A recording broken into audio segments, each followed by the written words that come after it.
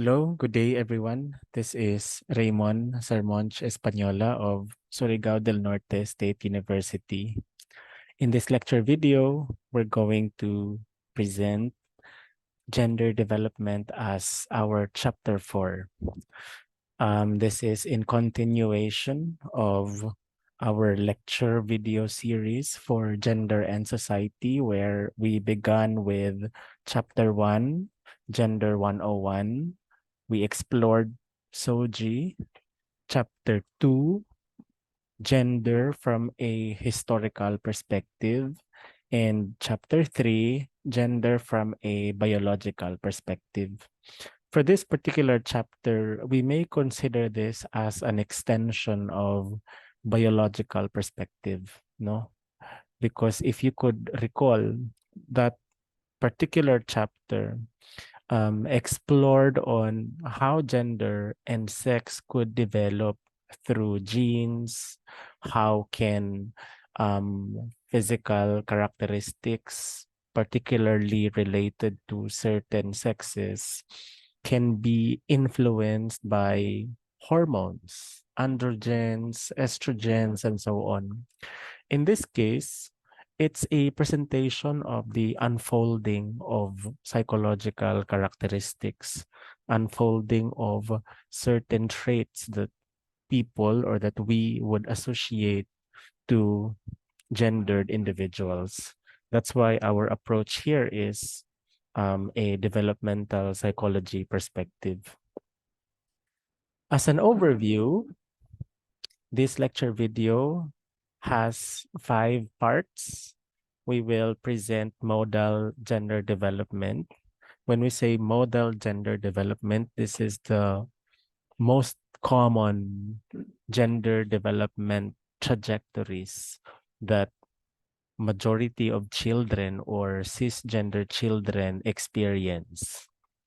And then after that, we will cover development of gender in gender diverse children. When we say gender diverse children, we're speaking of children who are gender non-conforming, who have gender identities or gender expressions that don't fit or don't conform to the traditional gender norms. We have here gender-referred children, transgender children, female children with congenital adrenal hyperplasia or CAH, and tomboys. And then after that, after an exploration of these developmental trajectories, we will cover briefly factors shaping development of gender, where we will particularly cover social factors, cognitive factors, and biological factors. So let's begin. Modal gender development. As I mentioned, modal gender development is the most common trajectory of gender development showed or displayed by cisgender, gender-conforming children. Children that would be that would have congruent gender identity with their birth assigned sex, children that would be heterosexual. Okay? So mauni ang most common, and usually mauni atong mabasa sa mga textbooks kay maora man pod ni ang gina-consider na quote-unquote normal. So kung unsay modal, most common, unsay mode of gender development. So the modal gender development, these are the highlights, no, from various research works. Infants are able to discriminate gendered faces as early as 3 to 4 months. So may pasabot ani. So as early as that particular age, 3 to 4 months, they can already identify which face is male, which face is female.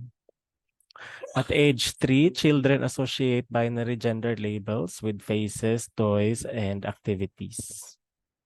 So again, na ay ilang fair understanding of kaning unsay male or man, unsay female or woman through gender labels with faces, toys, and activities. And this is a landmark and often cited work kaning Thompson 1975 at age 3 also. Children can categorize themselves into binary gender categories.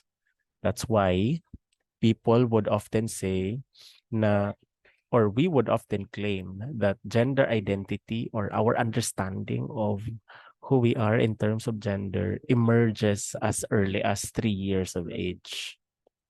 Okay? So naa na gyud siya. So ang tao siguro ang bata dili pa moingon nga transgender siya or dili, but these children, early children, can already categorize themselves in the binary categorization of gender. Next, children's gender stereotypes begin around 2 to 3 years of age. So, magsugod na daw ang gender stereotypes. Karon, unsa may gender stereotypes? We didn't have any chance last time to formally present gender stereotypes. So na ako'y additional diri nga slide. What are gender stereotypes? This is taken from LMR's 2018. When we say gender stereotypes, these are simplified beliefs of how people of a particular gender should behave, think, or feel. Okay? So when we say simplified, it's because syempre categorical naman mo fit na siya on what male individual should feel, behave, and think, what female individual should behave, think, or feel. Okay? And oftentimes, kanina mga beliefs, kanina mga ideas, kanina mga expectations reinforce traditional gender roles and norms within a society. So as you can see here in Table 1 from Elimer's 2018, unsa may mga common gendered expectations for a male individual, agency, kung male. Dapat active ka, no? Dapat unique na agent, no? Ikaw ang source ng action. Kung sa kaso ng female, ang imong priority would be communality. In terms of behavior, kasagaran ang expectation sa male, individual task performance, independence, self-sustenance. While female, ang ilang relevant behavior dapat abtek sila mag-care for others, no? So ang ilang concern is always for others, whereas again sa male, individual task performance. Dire kita sa anticipated priorities. Kung ang male, they're expected to be preoccupied with work, career, business, kana dapat ilang priorities. Whereas females, dapat ilang priorities, female, siblings, taking care of elders. In terms of perceived qualities, it's important for males to be competent. So kung na ay skilled na male person, mahapig yun mauna ang gina-reward ng society. Whereas sa females, it's not important to be competent. Again, these are stereotypes, ha? These are simplified beliefs. Ang importante for females is to be able to share warmth. Okay?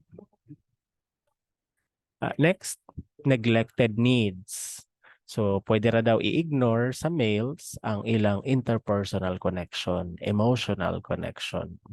That's why there's no need for male individuals to display emotion because pwede ra na siya i-ignore, no? I-neglect. And on the other hand, for females, pwede ra sad ma-ignore ang ilang professional achievement because anyway, their priorities should be the family. Their priority is to show warmth sa uban.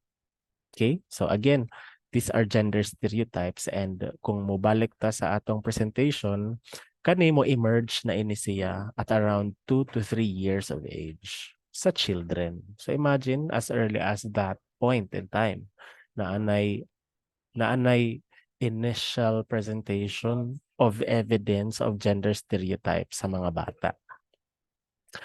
Next, gender stereotypes peak rigidity around 5 to 7 years of age. No? So, kung sa may pasabot aning mag-peak ng rigidity, so kung moingon ta aning mag-peak na siya ng rigidity, so dili na siya, murag, diha ra siya taman ang iyang pagka-inflexible. Okay, 5 to 7 years of age. Next, gender stereotyping becomes more flexible as children age. So para sa inyong mga edad karon, for sure, dili na kamo kon strictly binary in your understanding of gender or ang inyong understanding of how people should behave for their gender, dili na siya kung inga na ka fixed or rigid. Okay? So that's expected to be flexible pod as children age. Starting in preschool, children show preferences for toys and clothing stereotypically associated with their gender. And boys tend to engage in more rough and tumble play. By early childhood, children show same-gender peer preferences. So, unsa man ning early childhood, 2 to 6 years of age, no? Ang ilang mga preferences sa ilang maamigo, mahimong friends, same gender or same sex. Children's essentialist gender beliefs that differences between genders are inborn and unalterable develop early, and these essentialist beliefs persist through adolescence. Children also view gender as relatively stable by early childhood. Okay. So, ang ilang own gender, relatively stable by early childhood. And this is an addition from Edwards, 1993. From age 3, girls spend more time working, whereas boys spend more time in play. Again, this is modal gender development. This is true for children who would be cisgenders. Also, when playing in groups, children self-segregate by sex in addition to age. When we say self-segregate, so maotong ato pod na mention kaina nga they tend to group themselves or they tend to prefer playmates who are of the same sex or gender. Boys begin to spend more time than girls away from home and their mothers. Kaya ato na sila sa gawas magduwa, no? They also engage in more practice play with weapons and vehicles. I-compare sa girls, no? And girls engage in more infant contact and care. So, di ba, magbayay-bayay, magduwa-duwa, na ay baby, mother taraw sila. And they also engage in more grooming. So, real grooming and playful grooming compared to boys. Okay, so again, take note sa kaning upat ka slides, 4, 3, 2, and 1. These are all um, developmental trajectories for children who would be cisgenders.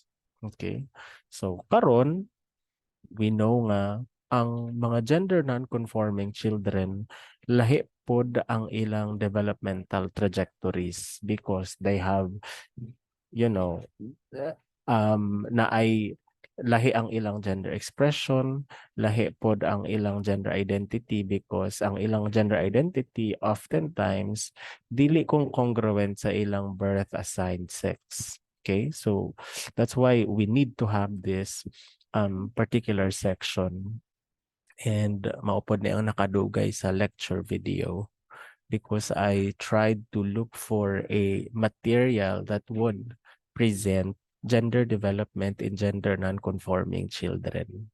And luckily, I found a recent article, De Mayo and colleagues, 2022. Now, kung sa maning gender diverse children, as I mentioned earlier, this is the same or similar to our understanding of gender non-conforming children. So gender diverse children, mao lamang atong gamiton diri na lecture video, is a term referring to children who identify with a gender other than their binary birth assigned sex and or show consistent gender nonconformity.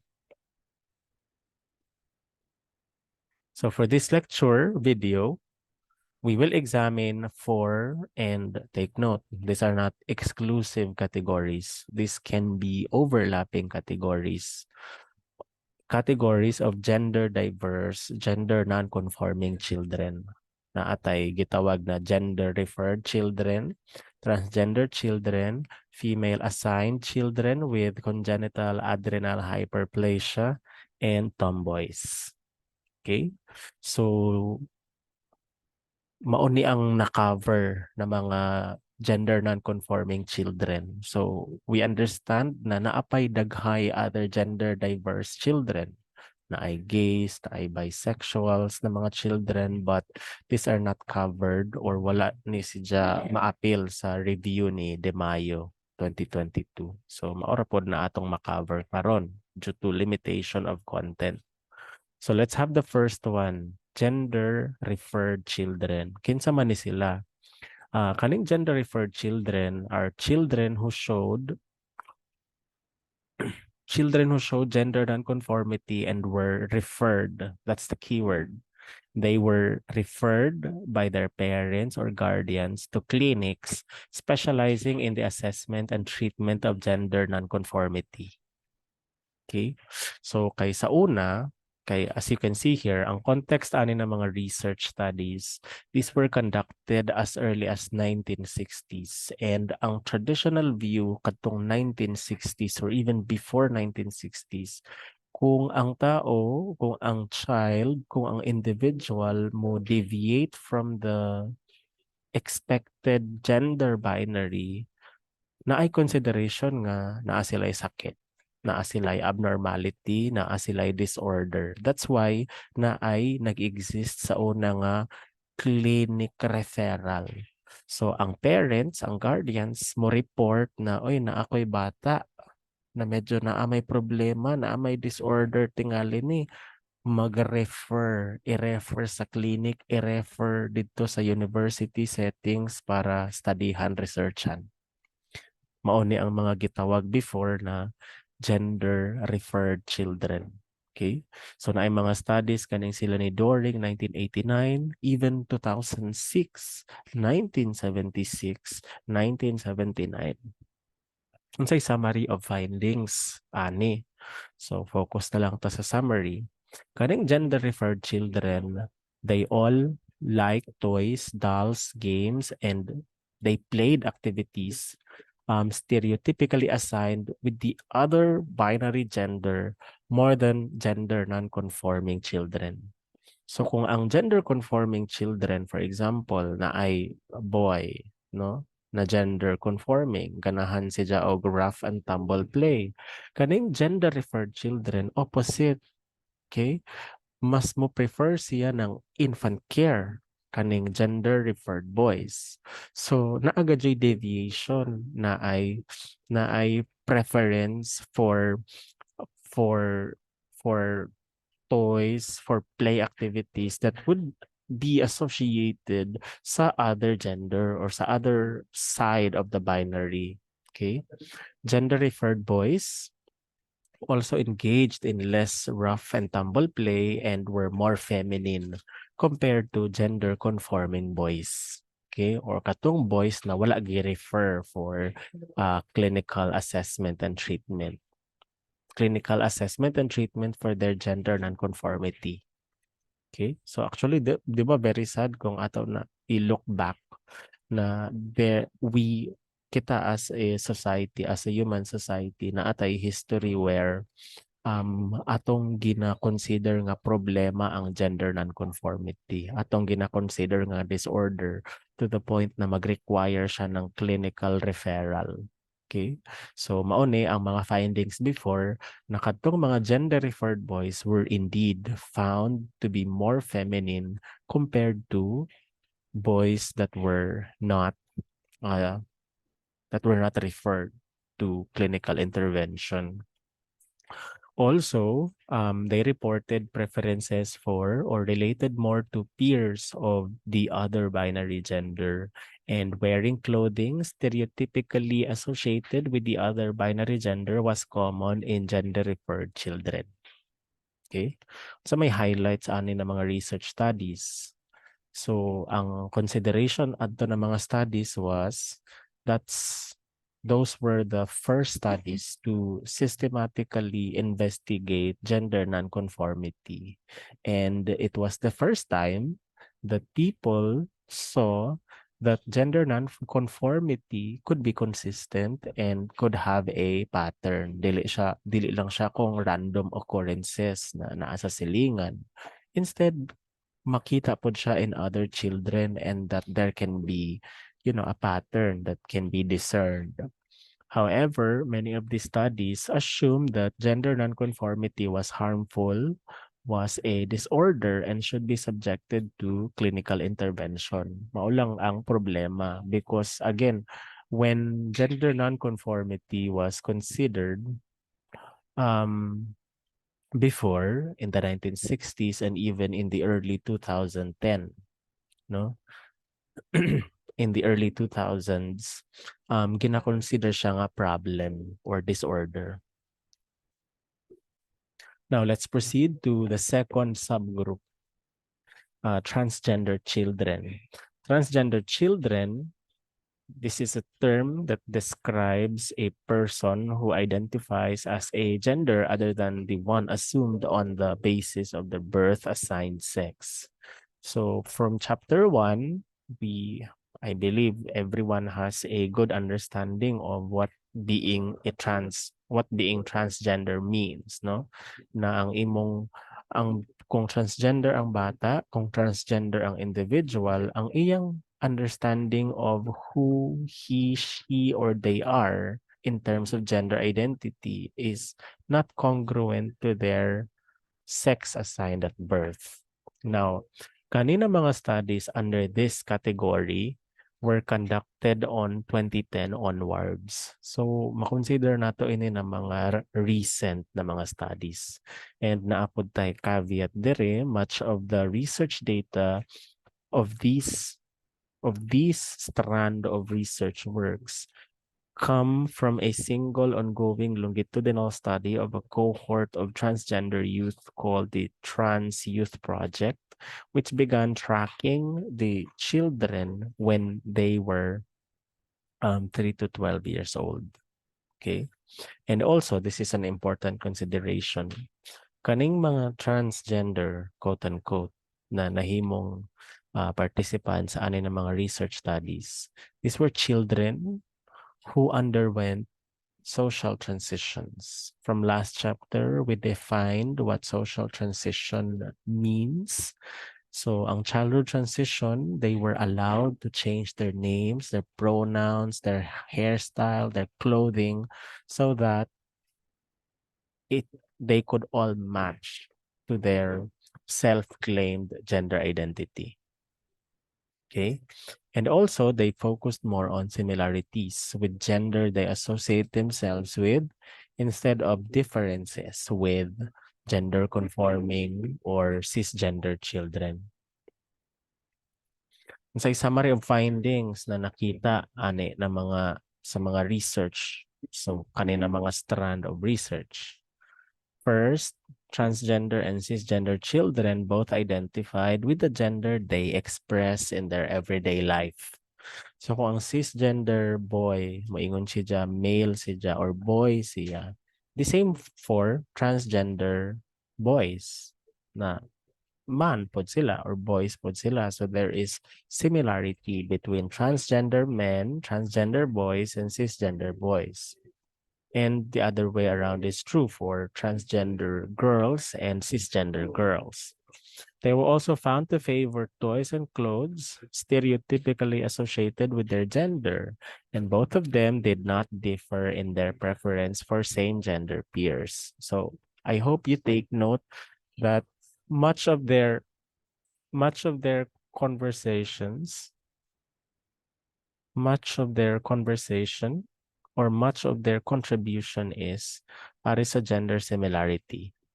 Okay? Or similarity between transgender and cisgender children.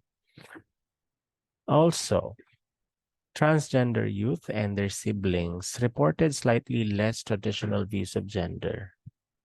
Okay. So, maupod ni ang medyo interesting na finding for me personally na ang kadtong children nga na ay sibling po daw na transgender, including the transgender youth themselves, they expressed slightly less traditional or flexible gender stereotypes. No? That gender stereotypes are less constant, ma-change ra na siya, dili jud kung binary. So remember the binary gender stereotypes na atong gipresent ganiha, it was found that dili sila kung gina-endorse as strict categories ng transgender youth. And also, approximately after 5 years of their social transition, kanina mga participants in this research, 94% of them continued to live as transgender youth. Now, this is an important finding because sa may pasabot ani, as early as, remember, kaning transgender children, gisugdan na sila, nahimo na silang participant ani ng mga research tung 3 to 12 years old pa sila. And after 5 years, gibalikan sila and they still continued to live as transgender youth.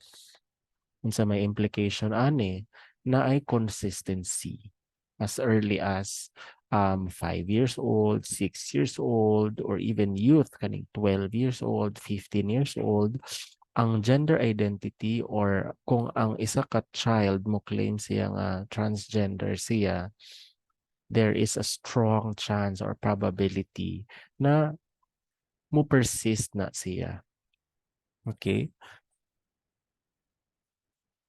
So, unsay highlights ato ng mga research, unsay limitations. This cluster of research represents the first large-scale study of gender development of transgender youth who have gone on to social transition. So, remember, syempre, walay appeal diri itong mga transgender children nga force ng ilang families or communities na itago ang ilang gender identity.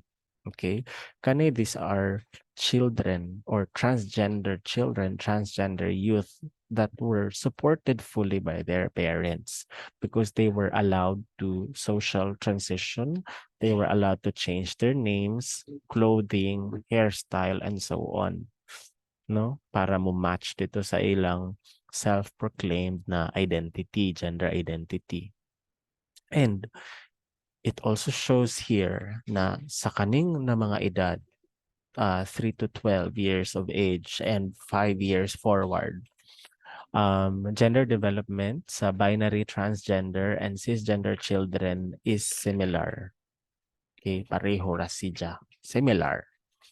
It is also noteworthy that these studies reject the notion that persistent gender nonconformity in children or in transgender children is the result of parent socialization. Because remember, these transgender youth were mostly raised cisgenders. Okay? Na ay mga transgender diri nga at first, they were considered or they were raised as cisgenders. Okay? Pero, they were allowed to social transition tungod kay gaklaiman sila na transgender lagi itong mga bata. Okay?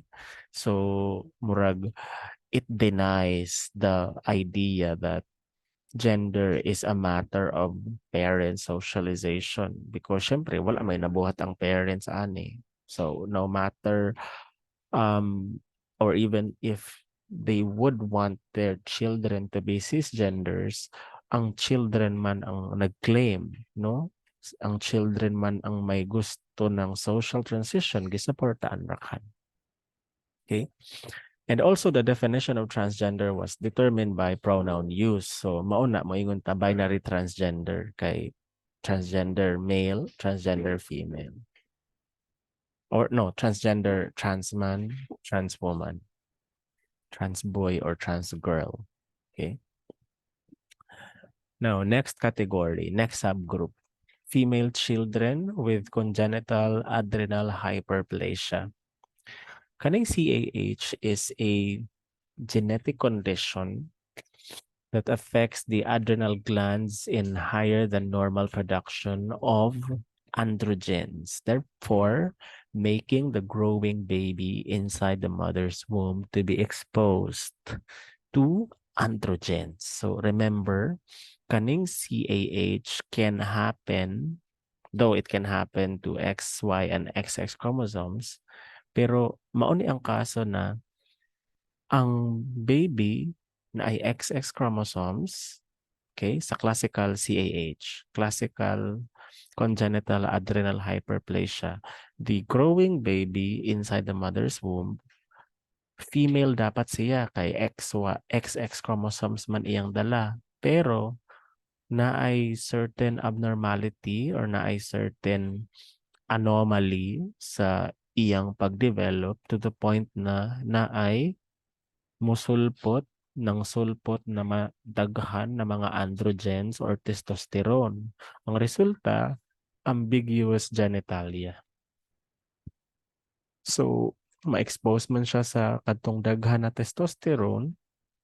So, dili klaro ang iyang dili kung or lisod i-categorize ang iyang sexual characteristics at birth.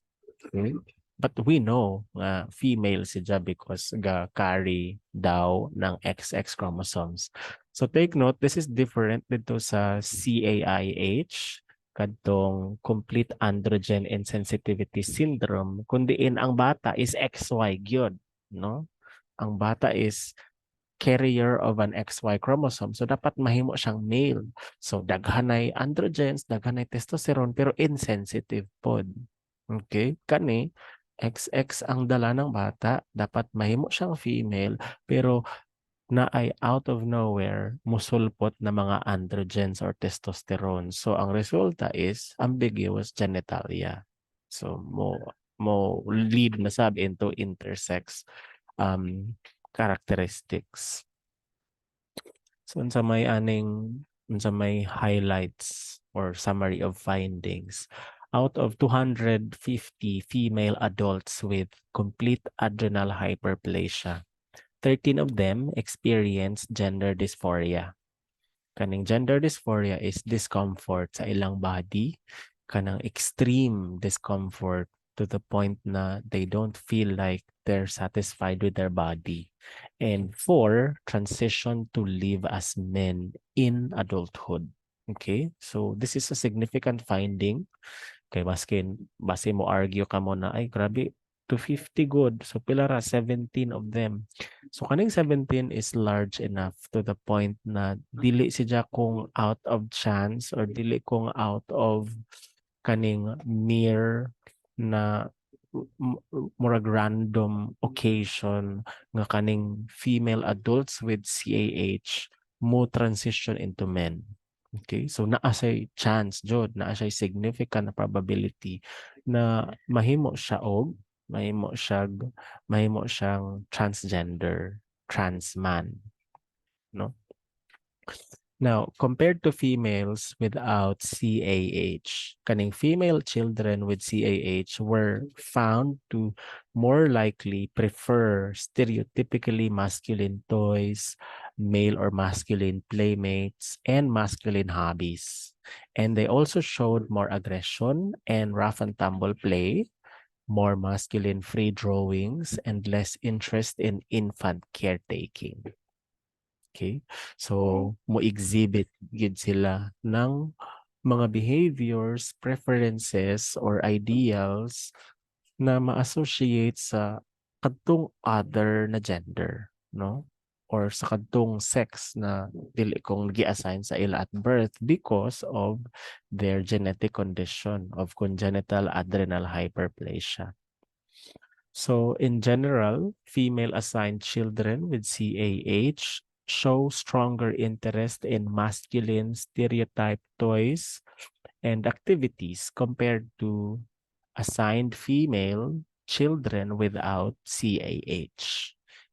These are all evidence for possible biological influences of gender development because 'di ba kung imo sa tawon, so mura silag mahimong transgender because of their overexposure sa adrenals while in the uterus of their mother. Okay? However, maupod ni, it's difficult to be conclusive based on these studies because it's difficult to pin down how exposure to androgens masculinize the brain of the growing fetus in uterus. Kay, accordingly, CAH is diagnosed during pregnancy and it's hard to measure the exact amount of testosterone or androgens in uterus. Lisod siya daw, lisod siya buhaton. Lisod i-measure ang exact quantities ng testosterone. Okay? So, ang ubang mga researchers maingon na there might be other factors. Ang iban mga researchers kanang mo doubt sila na okay tungod ba gajud na sa presence ng hormones or something else.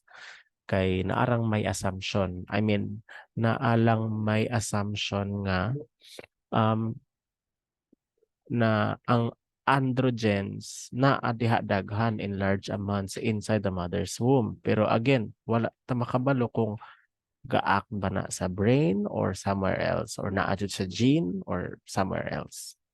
Okay? Now, last category, tomboys.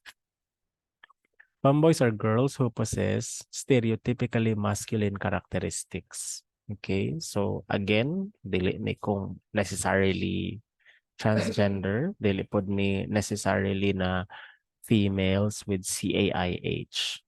Kaning na mga research on tomboys, medyo dugay-dugay na pod ni, nag-emerge katong 1980s.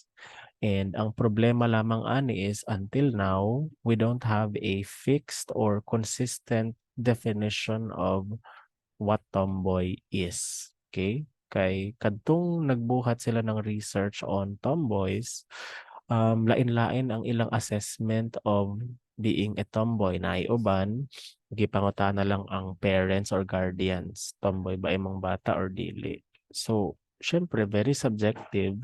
So, posible na ay mga parents na mo report na tomboy ilang bata pero for another parent moingon nga dili tomboy ilang bata. So, kana ba? So, very subjective, highly subjective or through parents. So, naay uban naa sila mga strict na mga checklist. Ang uban pod pangutana ng bata mismo, tomboy ka or dili. So again, that can be problematic in the long run tungod kay wala man tay control kay bali kung kinsa tong mga participants na gi-consider ng researchers na tomboys kay wala may uniform na wala uniform na criteria. Okay? But now we have this common understanding that tomboys are girls who possess or who display, who manifest stereotypically masculine characteristics, traits. Okay? So ang mga gastadi ani sila ni Green 1982 and ay mga recent sila ni Martin and Denella 2012, si Alkivist 2013 and so on.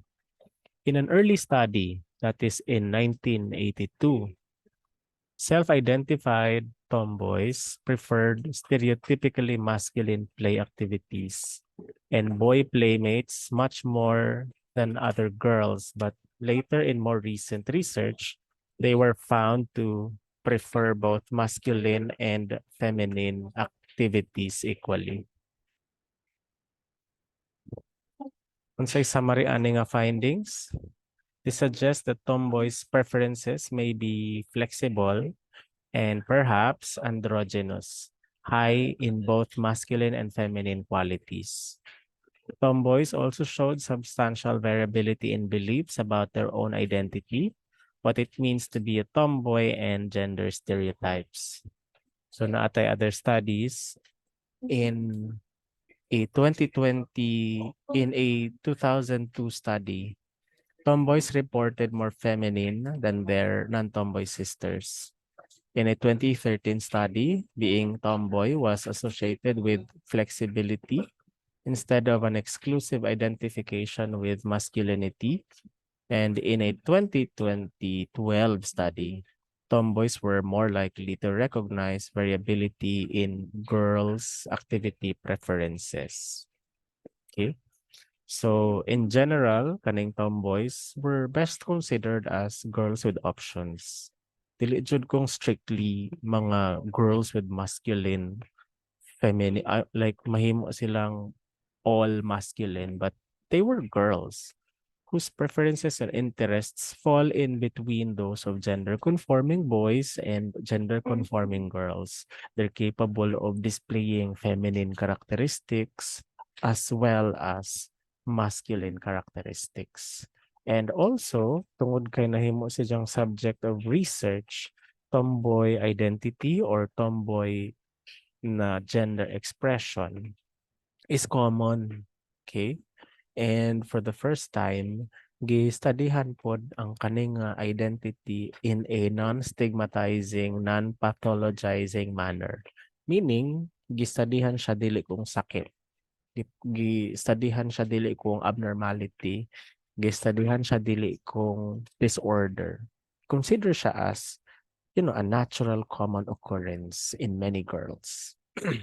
However, the label tomboy is neither clearly defined nor consistently assessed. So, mao to akong na-mention ganiha na it's hard to be conclusive base sa mga findings na na-share ani ng mga research studies tungod kay there is no uniformity in terms of how they recruited children that they claim to be tomboys. And also, gamay ra pod ang studies, limited ra ang studies. Now, summary of research works considered. All in all, considering kadtong upat ka categories of gender diverse children from gender referred children, transgender children, female children with congenital adrenal hyperplasia, and tomboys, ang pasabot ani is, or ang isa sa implication, there is a wide range of gender development patterns in children that can occur outside modal gender development. Okay? Pero, again, it's hard to be conclusive because ang gender identities na mga na-explore kadtong transgender or even kadtong tomboys, wala uniformity in terms of how they were assessed or kung gi-assess man, very in a limited manner. Tungod kay gi-assess lang in a binary manner. Male or female, naa ba kung transgender ba, yes or no, tomboy or not, trans or not. So kana ra dili kung spectrum kay pwede man god daw i-assess through a spectrum. Wala lang gani kita spectrum, let's say in a scale of 1 to 100. Unsay level ng imong masculinity? Let's say kung mag-assess kita ng pagka-tomboy. So naaba ka sa 98%, 75%, 50%. Kay in that case, ma-estimate gyud ang individual differences kaysa sa kanang mag-categorize ra kita na yes or no, tomboy or not. Okay? So there are no sufficient studies also to explain how these children develop their initial sense of gender identity because ang kadtong mga previous research, they already considered children or they considered children who have already reached a stable gender identity. So remember, kadtong mga research on transgender children, kadto ang mga children nga nag-go through na ng social transition, meaning nag-exist ang ilang transgender identity. Okay? So, wala nila gi-explain ngano man as early as 3 years old, ngano man as early as 4 years old, 5 years old, or 12 years old, na naman nag-exist ang sense of gender, understanding of gender, or ilang gender identity. Okay? And diha kita mo sulod. No? Diha kita mo continue. Becoming gendered can be due to several factors, social, cognitive, and biological factors. And factors shaping gender development. So here's an outline sa akong na-present ganiha. We will explore, though briefly lang ato iniipadyagan na pag-present, social factors. For social factors, we will examine families, peers, schools, media, and consumption of media. Kaning mga makita sa TV, sa movies, sa social media. And we have cognitive factors and biological factors. So una kita sa social factors. Generally, ang idea aning social factors is ang social environment is or ang socialization experiences na makuha ng children from parents, peers, school, and media exposure are all reasons that reinforce children's stereotypes of gender, preferences for gendered behaviors, and so on. Okay? So, gina-reinforce through socialization within any given social environment because of these different or various socializing agents. Okay?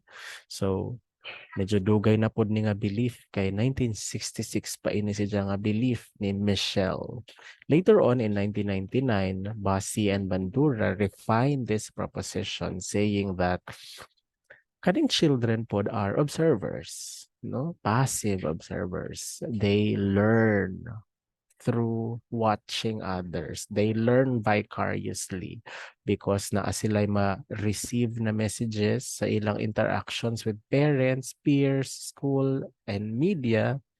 Diha nila i-model ang ilang behavior na, okay, this is how females should behave. This is how males should behave. So essentially, all these things point to the social, to the factor affecting or shaping gender development from social interaction. Okay? So, diri atong explore kintahay in detail unsa man ang process of becoming gendered within families. So, as many of you know, many children go through gendering process even before birth. Wala pa matao, wala pa ma-born ang baby na anay gendering process. 'Di ba? Ang parent mamalit na ng gamit.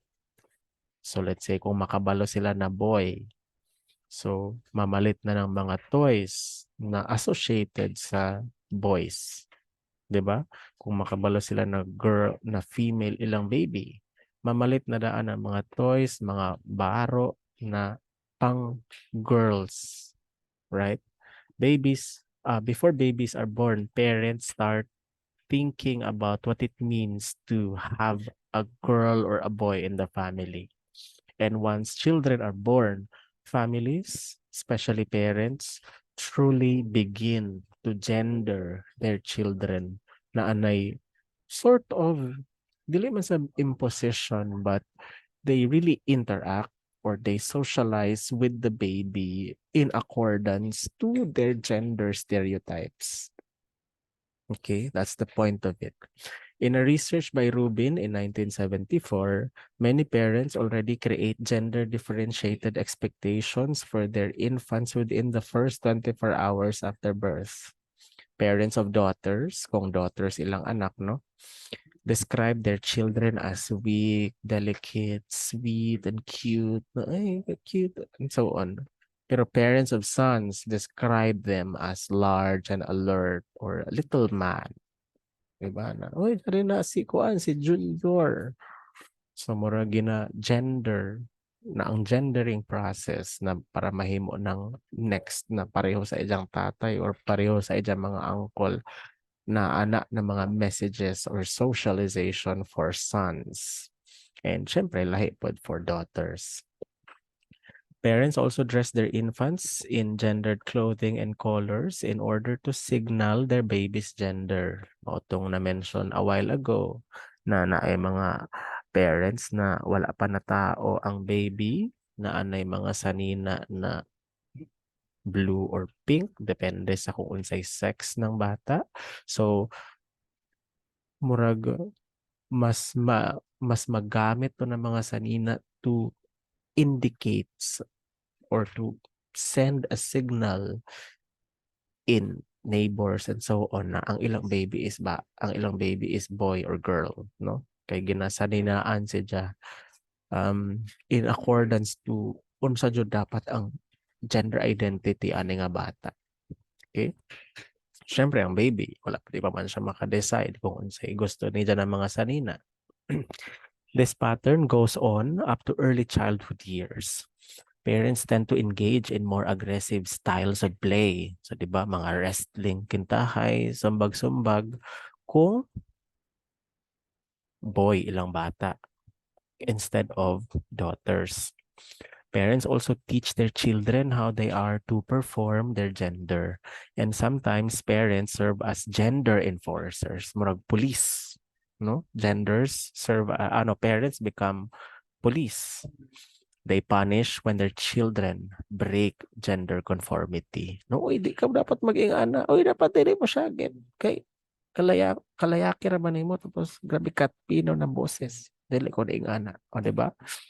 So na ay mga ingana na mga reactions from parents, no?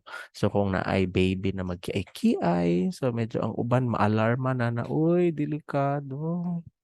'Di ba? Kay murag na yung mga again, mga negative reactions as if parents are gender police. Okay? In a research by Kane in 2006, parents welcome gender nonconformity kung young girls, 'di ba? But they are less likely to welcome these gender nonconformity tendencies for their sons. 'Di ba? Isipan na siya. Use your experience. 'Di ba na ay case nga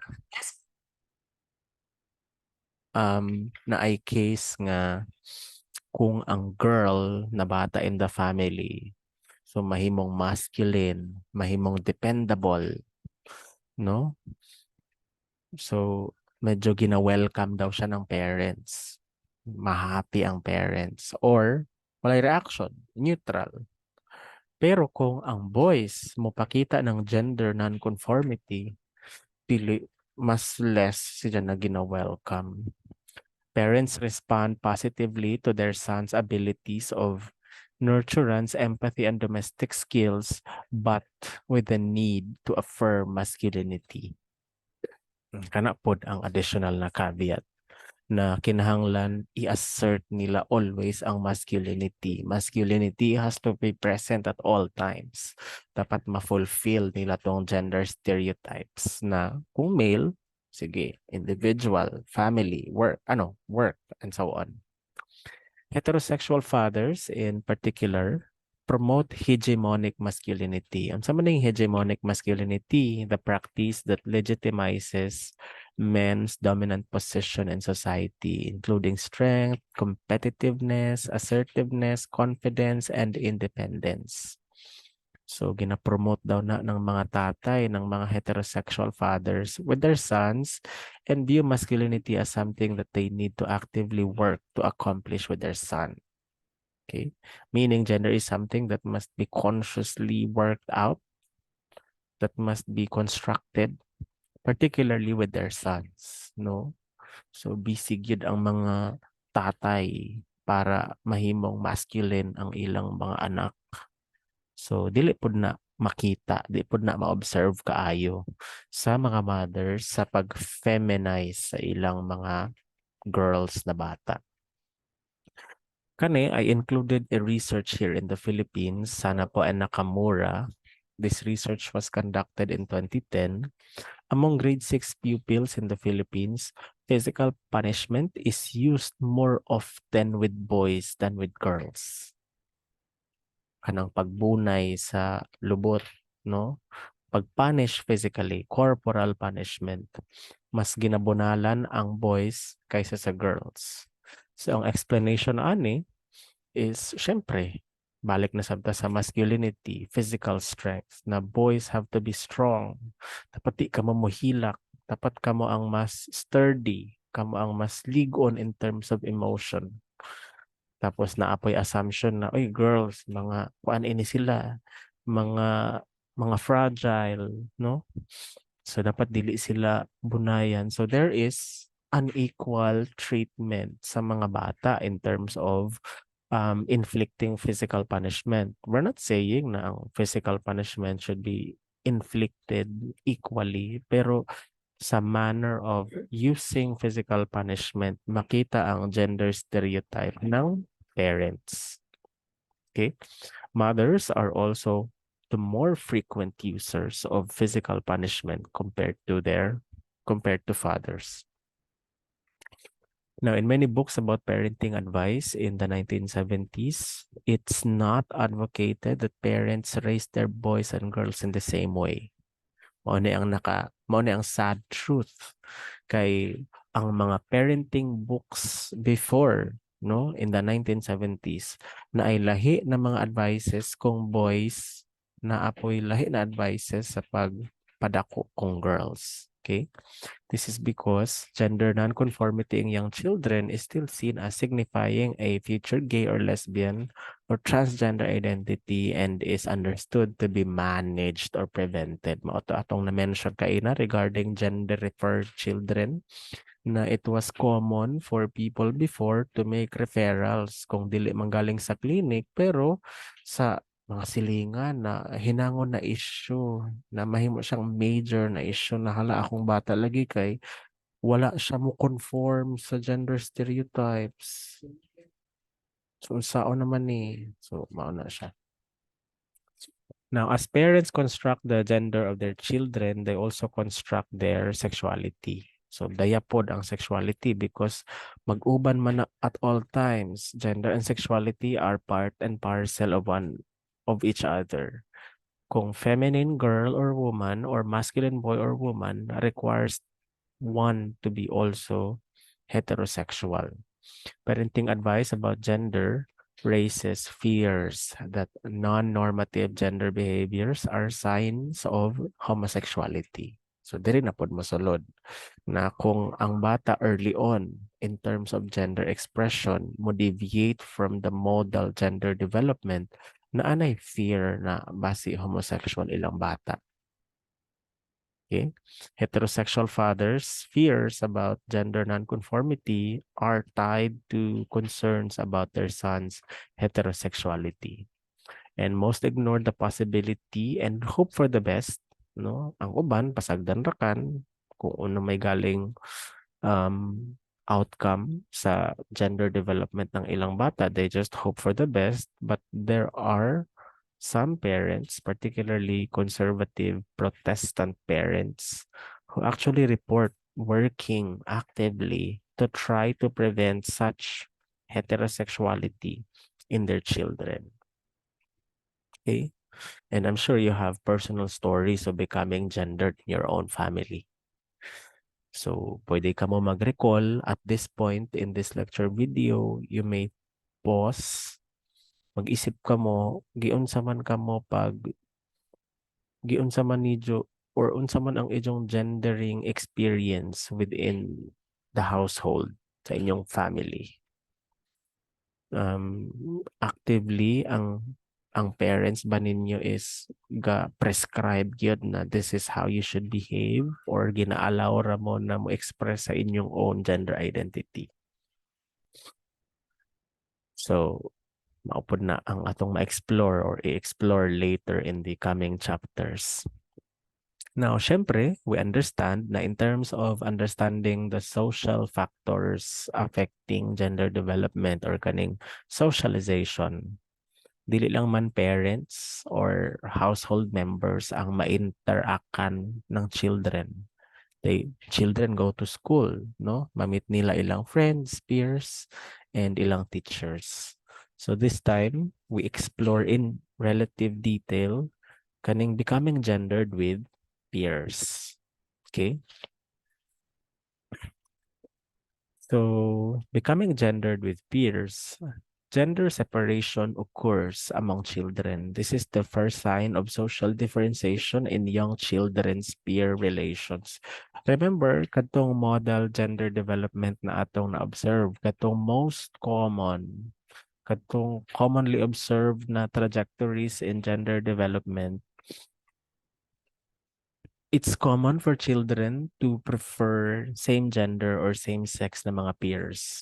So when they do that, that's called gender separation. Children as young as 3 show preferences for play with children or of the same gender. Children use differences between their bodies as a way to tease and differentiate from the other gender and are used to exclude or include other groups from the play group. But again, take note, we're speaking of modal gender development here.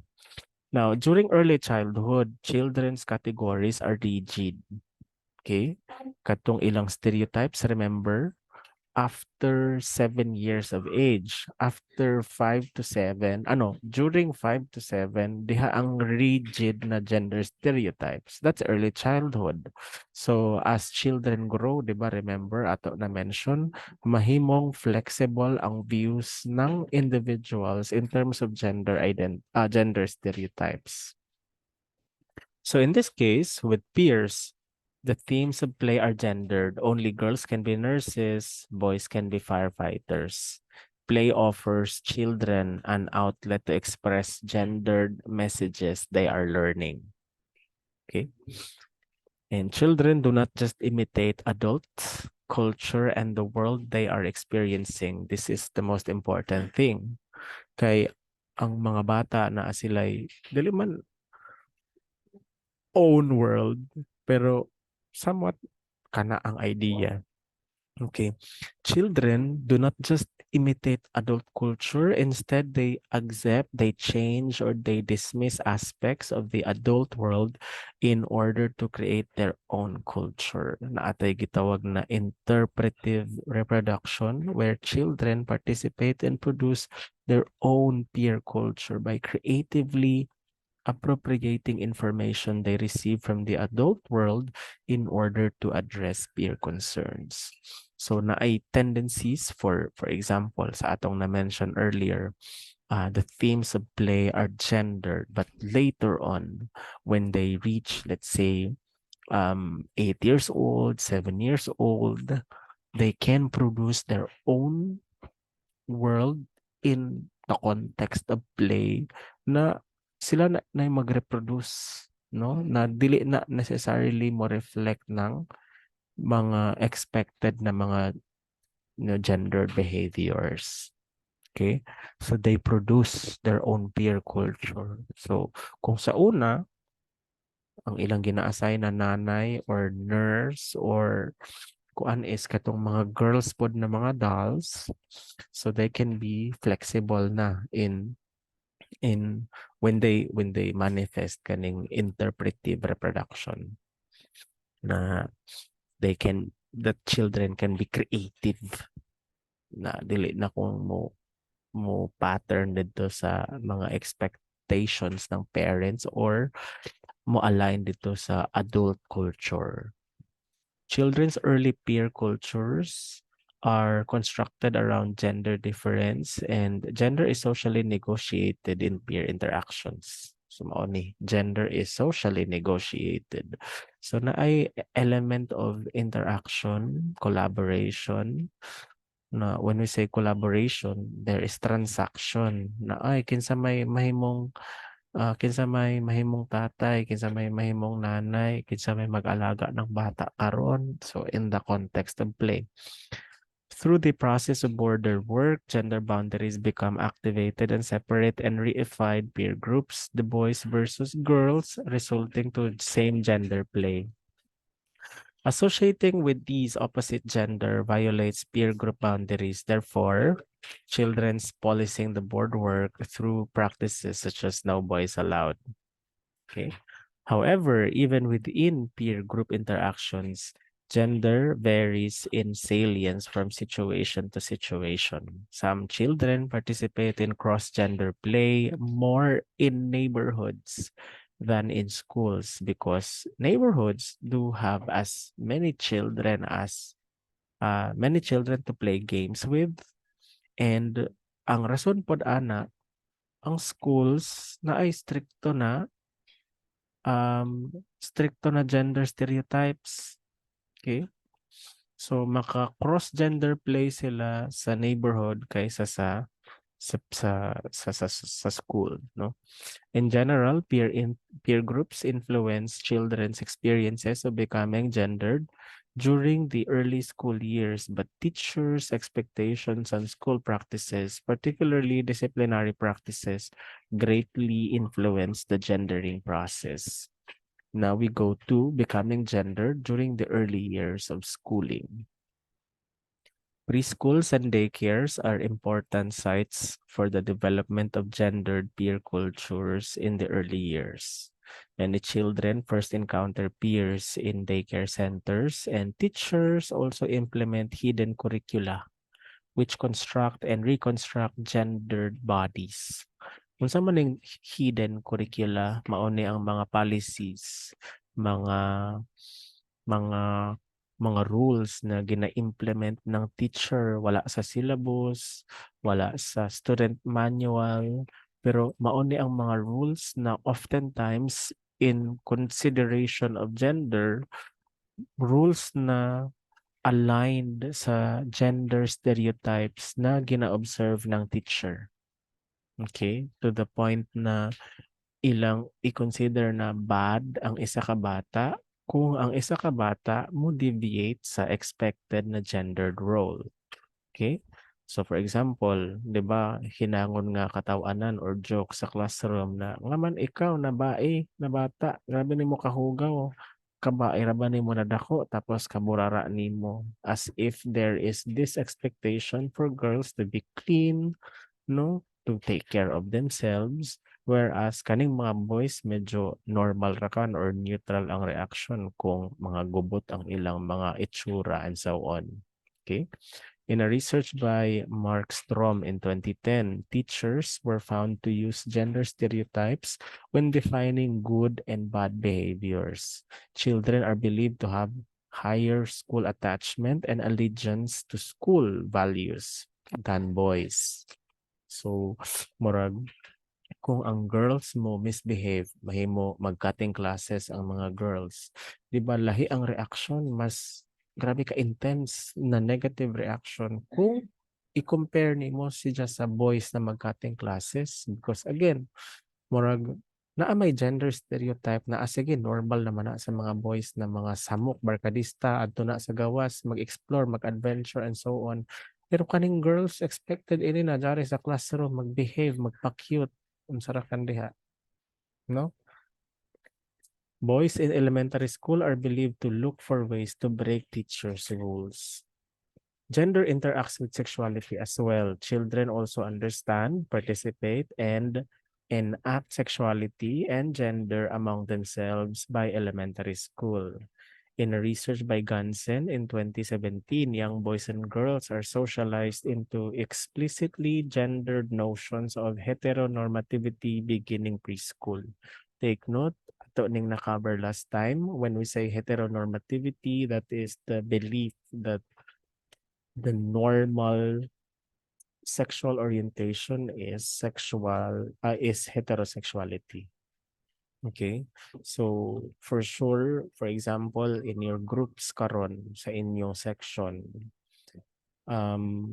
you can ask your gay classmates kung naamay galing nag-out nga gay na sa ilang preschool or sa ilang elementary school, ang gina-promote gyud is heteronormativity. Girls ipare sa boys, boys ipare sa girls. To the point na mo lang ito kanang mga early signs of gender nonconformity, being gay, being lesbian, masuppress siya because ang mas nagpatigbabaw na message is heterosexuality should be the trend, no? In another research by Best in 2018, second grade girls participated in gendered heterosexual discourses and practices through talk about having boyfriends. And imbued these imagined relationships with ideas about girls being irresistible to boys. In another research by Myers and Raymond, girls define their interest as heterosexual and boy-centered as part of the way they construct gender for other girls. And by late elementary school, children make sophisticated use of heterosexual discourses and practices in their peer group interactions, relying on heteronormativity as a guide and homophobic harassment to sanction homosexuality. Last strand on social factors becoming gender through media and consumption. While families, peers, and schools play a significant role, syempre there is an addition to that. Kaning gendered media, makita sa TV, movies, social media, and the consumption of these media. Children's retail and children's media, where much marketing takes place, remains highly gendered and play a pervasive role in the gendering process. Adults use gender codes, pink for girls, blue for boys, to purchase things for their children. So, di ba, usually sa mga groceryhan, sa malls, you can see na sa mga tindahan na adjoy sections for girls, sections for boys. So kana padaan, that is already, you know, the way we consume products, services na ay binary gendering process. Kani sa picture there is a karon na ay toys na naka-pink indicating that these toys are for girls, na ay blue indicating that these toys are for boys. Children themselves also use gender-based reasoning to distinguish between what types of toys they and their peers should play with, and children are less likely to play with toys that are labeled for other gender. Media are also an important socializing agent in children's process of becoming gendered. So karon, we are in a media-rich world. Boys are introduced early to racing games while girls to social media, no? Kaning mga makeup and so on. Children's TV shows depict characters in narrowly gendered and racialized ways. Cartoon characters are gendered in their clothing, 'di ba? Nakapalda, while ang katong mga prints na mga cartoon characters sa pod mga stereotypically masculine pod na mga clothing and so on. Children also watch, rewatch, and often dress up as or play with toys from movies. Diba, very popular ang Frozen. Kadaghay ga reenact ana, ga dress up as Elsa and so on. So depende sa kung unsay animated movie ang musikat. So expected na ang mga girls pod mo follow atong trend kung kinsay bida, no? No? I mean mo accept, mo take ng kana ng mga gendered messages. Mass media construct gendered heteronormativity and heterosexuality. Hetero-romantic love is portrayed as having exceptional, magical, and transformative power. Diba? Basta mga love story na gani, tungod na na sa kanang magic or basta na ay power. Sa Snow White, 'di ba, unsay mabuhat ng love. Sa Cinderella na story, unsa man ang pag-portray ng love, na love is very important. Pero come to recall, kato nga love is heterosexual love, hetero-romantic love. To the point na again, medyo naapoy message na oy walay lugar diri ang homosexuality kay tanawa sa movies wala man. Heterosexuality is also constructed through racialized and gendered depictions of interactions between gendered bodies in which men gaze seriously at women's bodies. Now, in summary, no, all in all, kaning sa social factors lang, no? Various socializing agents parents, no, in general, kaning family, peers, peers in school, and media and consumption, they all play a role in children becoming gendered. But this is an important note or important message that we have to remember. Socialization, kaning interactions ng children sa ubang tao is unlikely to be the mechanism that accounts for children's sense of their own gender in the first place. Because again, remember, katong sa research on transgender children, those children were already decisive sa ilang gender identity.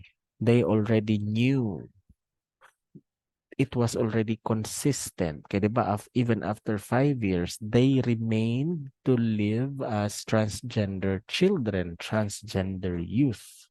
Okay? So, ang pasabot ani is, at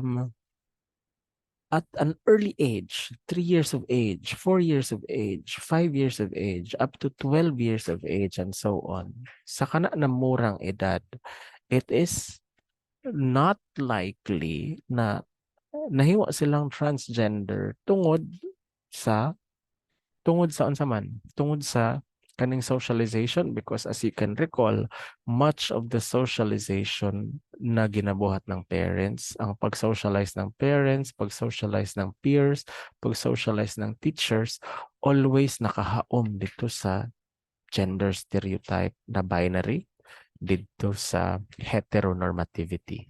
Okay? So remember, early identifying transgender children show consistent patterns of gender identity and expression that conflict with the explicit messaging they receive in their social environment from parents, from teachers, from peers. Kay maskin daw gani lantawan pod ang early photographs aning transgender children, tinuod gi-socialize pod sila as cisgender individuals.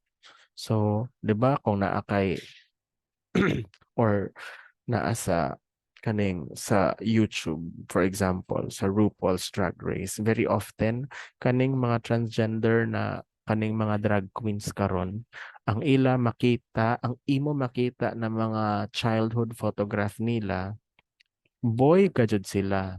Tungod kay again, gi-socialize sila na mahimong heterosexual, gi-socialize sila para mahimong cisgender. But then, sa ilang adult life, there is a consistent pattern nga transgender jud sila. Sa may meaning, ana? Sa may meaning? That is, diri mo sulod si cognitive factors.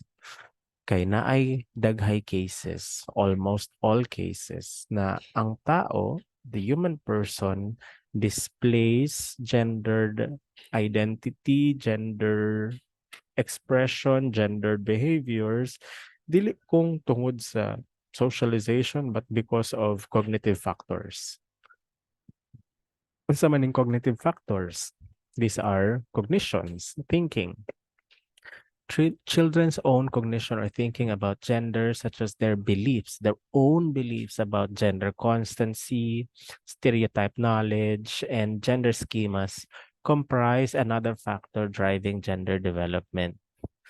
Naay theory si Kohlberg in 1966, ijang ingon, ang children, dili man siya kung passive receivers of messages regarding gender. Instead, ang children actively search for clues in their environment that tell them which behaviors are appropriate for someone of their gender. Okay? In 1981, also, Bem had a theory on gender schema theory. Children form gender schemas or structures that organize future information processing about sex typing and sex stereotyping in a top-down way. Sa may pasabot ani, ang children active agent. Okay, dili lang siya kung mo-observe. Kaya diba, remember, katong pag-present nato ng social factors, unsay ingon nila ni Michelle and Basel and Bandura, kita receivers of messages. kita observers daw of gendered behaviors. Diri sa cognitive factors, ang message is lahi. According to Kohlberg and Bem, kita na ang mga bata is capable of looking actively, being active agent sa ila own development. Okay? Sila mismo ang mag-process ng information na ilang ma-receive. Okay? So, ang implication is this. Dapat ako ning gi-highlight. Children are self-socializing. Pasabot aning self-socializing, they actively use their gender schemas and other cognitions, other beliefs as guide to which gender-related symbols they seek out or they enact. Okay? Dili lang sila kung mga passive social agents. Instead, sila mismo ang ga-initiate kung unsa nga kind of socialization ang dapat ilang ma-experience in their social environment. Okay? That is in accordance to cognitive factors. This explains why gender diverse identities, mo to atong na-cover earlier, transgender, tomboys, mo persist gadud siya despite discouragement or punishment from the social environment. Moingon ang tatay, dapat dili ka ing ana. Moingon ang nanay, mag-punish ka for your feminine behavior. Pero maskin unsaon pa pag-discourage ng teachers, ng parents, and so on, still na ay gender diverse identities, ang mga transgender in particular, mo persist gajud because, again, children are self-socializing. Sila mismo ang nag-create kung unsa ang kind of social experiences that they should get in their social environment. Okay? Now, karon, syempre, what needs to be answered is, asa managikan kaning tendency to be self-socializing, kaning cognitive factors, gender schemas, kaning asa to, kaning gender schemas, children form gender schemas sa may basis pod ani nga man mo arise man pod siya. Dili kita mo sugod sa biological factors. So ang biological factors emphasize genetic and hormonal determinants, and we have covered this already from chapter 3, no? Particularly in chapter 3, we learned about the SRY gene, androgens, testosterone interacting with bipotential gonads to produce typical male characteristics.